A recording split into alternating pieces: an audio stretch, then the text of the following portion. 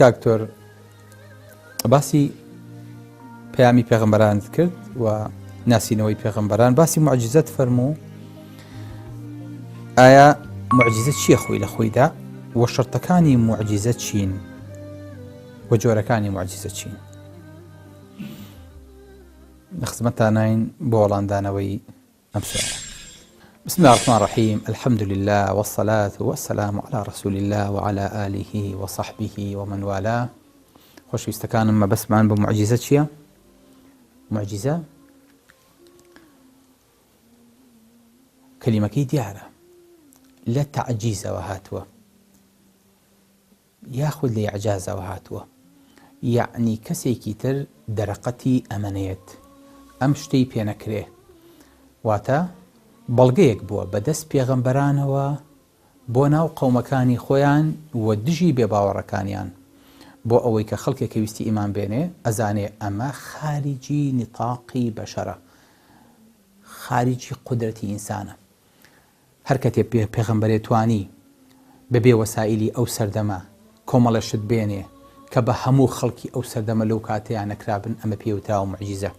و بێ ئەو کەسەش هاوکات کە داوای ئەمەی کردووە داوای پێغەمبەرایەتی کردبێ بۆ ئەوەی کە بزانرێ ئەمە پێغەمبەرە. توێتی من پێغەمبەرم، تویانە فەرم و بەڵگەت چییە؟ ئەجینا مۆری درۆت پیانین. هەر کاتێ پێغەمبەرێت توانی بێتی معجزە بێنێ بە خەڵکی تر نەکرابێ لە هاو سەردەمی خۆیان، ئەمە پێوتراوە معجزە. ئەی فەرقی معجزە و کەرامات چیە خۆشەویستەکانم؟ کەرامات لەسەر دەستی پیاوچاکانە دەرەکەوێ. خۆی گەورە لەوانەمان بژێرە لەوانەمان حسێب بکات لە کام و سەردەم و کاتێکا هەن. معجزەش لەسەر دەستی پێغەمبەرانە دەرەکەوێت، بەڵام ئەو نەبزانن هەر کەسێک کەراماتی هەبوو دەری ناخە بۆ خەڵکی. هەر کەسێک بانگەشەی بۆ کەراماتی خۆی کرد، ناوی بۆ خۆی دۆزیەوە، لەقەب و پێهەڵدانی بۆ خۆی دروست کرد، بزانن ئەوە کەریماتی هەیە، کەراماتی نییە. هیچ کاتێ باوەڕم جۆری ئینسانانە نەکەن، چکە ئەوانی خاوەن کەراماتن کەراماتەکانیان ئەشارنەوە، بەڵام لەسەر پێغەمبەران واجبە کە معجزەکانیان دەرخەن بۆ ئەوەی کە خەڵک ئیمانیان پێبێنێ. معجزەکان کە هاتوون بۆ گەورەی و شەئنی پێغەمبەرەکە هاتوون، بۆ ئەوەی کە ڕێزی ئەم پێغەمبەرە لای خۆی گەورە دەرکەوێ و هاوکات لەسەر ئەرزا خەڵک ڕێزی لێ بگرێ، خەڵک بۆ کوشتێکی سادە و ساکار سەیری نەکا. معجزە ئەبێ ئونسوری تەحەدای تیابێ. خاڵی سێم چۆن؟ یعنی ئەڵێ من ئەمەم هێناوە، من ئەمەم پێیە، من ئەمەم لەگەڵ خۆما خوای گەورە پێی بەخشیوم. فەرموو ئەگەر باوەڕ ناکەن هاوشێوەی ئەمە بێنن. هەر کاتێک تەحەدای تیانە بوو ئەمەش معجزە نییە، چکە لەوانجێ خەڵکێ بڵێ وەڵا خۆ خەڵکی تریش دەتوانن بڵێن قورئان بێنن لە کاتی خۆیان، چکە عەرەب کاتی خۆی بەلاغەت و فەساحەتیان گەیشتوو بە چڵەپۆپە.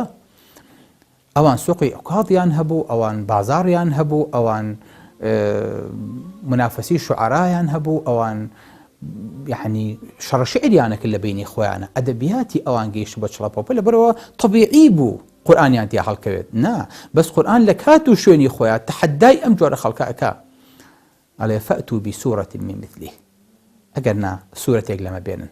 بۆیە ئەبێ عنسوری تەحەدا حضوری هەبێ، ئەبێ ئەساکەی موسا لەگەڵ خەڵکی ترا هاوکات فەرقی هەبێ. ئەساکەی موسا لەگەڵ ساحیرەکانە ئەبێت ئەساکەی موسا فعلەن دار بێ بەمار، ئەساکەی ئەوانیش سحروا أعين الناس واسترهبوهم وجاءوا بسحر عظيم. سحرەکانی ئەوانیش تەنها لە چاوی خەڵکە کرا، بۆیە ساحیرەکان کە ئەمەیان بینی ئیمانیان هێنا، قالوا آمنا برب هارون وموسى. بۆ چکە بینیان دارەکانی ئەوان هەر دارە، بەڵام لە چاوی خەڵکە ئەبێ بەمار، بەڵام دارەکەی عیسا موسى عليه السلام فعلا لە عنسوری دارێکی مردووی نەباتیەوە بوو بە مارێکی گیانداری زیندوو. سەیری ئەو فەرقە بکەن. بۆیە ئەمە لە قودرەی ساحیرانیە، ئەمە تەحەدایە بۆ خەڵکی، کەواتە ئەمە پێوتێ معجزە. بەڵێ خۆشەویستەکانم، هەر کاتێک ئەم عنسوڕانە هەبوون ئەمە پێوترێ چی؟ پێوترێ معجزە. لەسەر دەستی پێغەمبەرێکا دەرەکەوێت و خەڵکی ناتوانن بیهێنن و عنسوری تەحەدای تایە و کەسەکەش بانگەشەی پێغەمبەرایەتیەکە. کەواتە دوو جۆر موعجزەمان هەیە. موعجزەیەکمان هەستی پێکرێت دەستی لێ ئەدرێ ئەبینڕێ بۆ کات و شوێنێکی تایبەتە، وەکو ئەوانەی شوێنکەوتووی عیسا بوون عليه السلام. وإذ قال الحواريون يا عيسى ابن مريم الله هل يستطيع ربك أن ينزل علينا مائدة من السماء تكون لنا عيدا لأولنا وآخرنا وآية منك. الله أي عيسى أي كوري مريم آية خواكد أتواني سبحان الله بەدرێژایی ژیانی سەحابە کەسێنەی پرسی لە محەممەد ئایا محەممەد خواکە دەتوانێ هەرچیەکی فەرمووتیان بەڵێ. حەواریین ئەڵێن یا عیسى ابن مريم هل يستطيع ربك أن ينزل علينا مائدة من السماء؟ خوا ئەتوانێ سفرەیەکمان لە ئاسمانەوە بۆ دابەزێنێ؟ قال اتقوا الله إن كنتم مؤمنين. قالوا نريد أن نأكل منها وتطمئن به قلوبنا ونعلم أن قد صدقتنا ونكون عليها من الشاهدين. ئەمانەی لی بخۆین، یعنی ئەمانەوێت هەموو هەستەوەرەکانمان لە چاو، لە گوێ، لە بۆن، لە زمان، لە هەست مانەوێت هەمووی بەرکەوێ، یعنی بە هەر پێنج هەستەوەرەکاستی پێ بکەین لی بخۆین. نريد أن نأكل منها وتطمئن به قلوبنا ونعلم أن قد صدقتنا دڵمان پێی ئارام بێ و برزانین ڕاستێ لەگەڵ کردوین. يعني خوا بەچی تاقیەکەنەوە بە سفرێ. قال عيسى ابن مريم اللهم ربنا أنزل علينا مائدة من السماء تكون لنا عيدا لأولنا وآخرنا وآية منك وارزقنا. الله خوای گەورە سفرەیەکمان بۆ بنێرە، مائیدەیەکمان بۆ بنێرە لە ئاسمانەوە بیکەین بە جەژن لەناو خۆمانە، بەڵگەیەکیش بێ لایەن تۆ. ئەمە بەڵگەیەک هەستی پێکرێ، بەڵام ئەگەرم بەڵگەیە بۆ پێغەمبەری ئێمە بەهاتایە عەلەیهی السەلام. ئەمانە پێغەمبەری خۆمان کاتی خۆی سفرەیەکی لە ئاسمانەوە بۆ هاتووە، دار لە دەستیا بۆ بەمار وای کردووە چۆتە ناو ئاگرەوە نەسووتاوە. خەڵکی وت قل هاتوا برهانكم إن كنتم صادقين. بەڵگە بێنە من ئیمانم بۆ شتە مێژوانە، مێژوو ئەسڵان هەر درۆیە، هەر فشەیە، ئیمانم بە نیوەی مێژوو نییە، چونکە هەر بە خەڵکێکی نەیار و خەڵکێکی دۆست نووسراوەتەوە. کەواتە بۆیە بەڵگەی چیمان بێنایە؟ بەڵگەیەکی زیندوو تا ڕۆژی قیامەت بمێنێ. ئەبێ ئەم بەڵگەیە لە چیا خۆی ببینێتەوە؟ لە کتێبێکە کە تا ڕۆژی قیامەت لە عەسری تەکنەلۆجیایە تەحەدا بکە کە پێی بوتێ قورئان. الله ئەکبەر.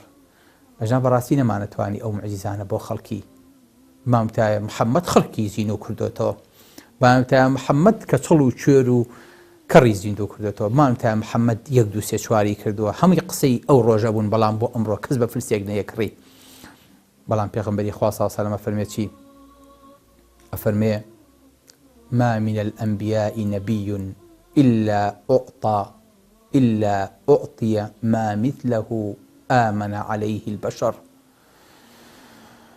هیچ پێغەمبەرێک لە پێغەمبەرەکان نەهاتووە ئیلا ئەوەی پێدراوە کە خەڵکی بۆ سەردەمی خۆی وەکو موعجیزە سەیری کا و ئیمانی پێبێنێ. بۆ سەردەمی خۆی بەشی ئەوە بەڵگە بێ کە خەڵکی ئیمانی پێبێنێ.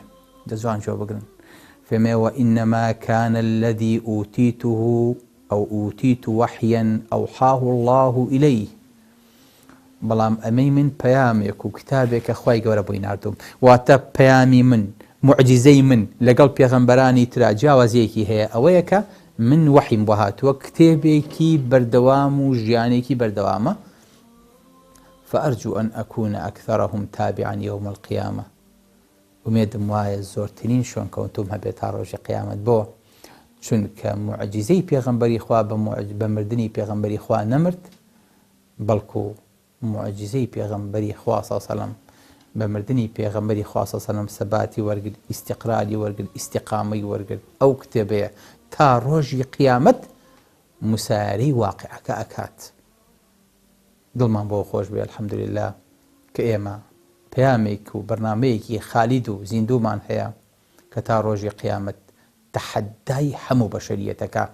ئیمانتان پێی نییە سەیری موعجیزەکانی کەن، ئیمانتان پێی نییە سەیری بەڵگەکانی کەن، ئیمانتان پێی نییە قل لئن اجتمعت الجن والإنس على أن يأتوا بمثل هذا القرآن لا يأتون بمثله ولو كان بعضهم لبعض ظهيرا. ئەگەر ئینسان و جنۆکە کۆ بێتەوە بۆی کە هاوشەوەی ئەم قورئانە بێنن ناتوانن ئەگەر هەندێکیان هاوکار و پاڵپشتی یەکتریش بن. بەڵێ لەم معجیزە گەورەتر و بەڵگە گەورەتر ئەبێت چی بێ؟ أقول قولي هذا وأستغفر الله لي ولكم والسلام عليكم ورحمة الله وبركاته.